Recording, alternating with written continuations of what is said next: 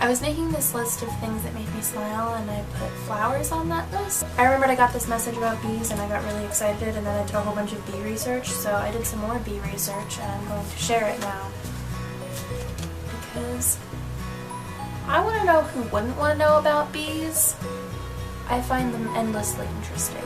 Maybe I'll be a beekeeper one day. That's one of my goals. I will keep the bees and I will promote kindness to bees everywhere. So I know we did a whole unit on bees in like the 6th grade and studied them, but I didn't really retain any of that information. So let's start basic.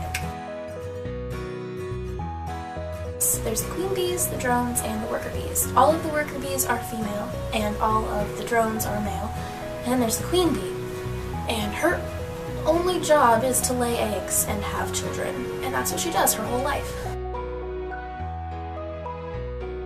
These worker bees will clean the hive, take care of the young, they'll feed the queen, take care of her, they will collect nectar and pollen out in the world and bring it back into the hive. Worker bees will travel about 90,000 miles just for 1 kilogram of honey. That's dedication right there.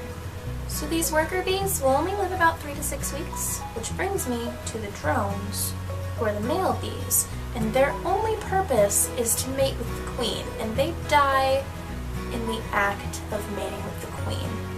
I came across a website that called it sexual suicide, which sounds kind of terrifying. Though drone bees are pretty badass, but literally all they're good for is fertilizing the eggs for the queen. Oh, did I mention that bees have sex in midair? So all of these drone bees will swarm around the queen bee and like fight for who gets to mate with this queen bee, and then they immediately die and like drop dead and they're gone. That's kind of scary.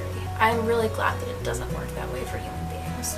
So generally that queen only has to take one flight to get enough sperm to fertilize the eggs for like the rest of her life. So she just goes back into the hive and lays eggs and has children forever. She'll lay between like 600 and 2,000 eggs per day. Follow your dreams, queen bee. I think my favorite fact about bees is that they communicate by dancing.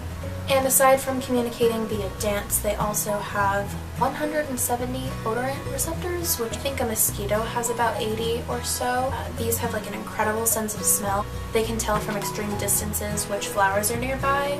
They can distinguish one flower from the other, which is really cool.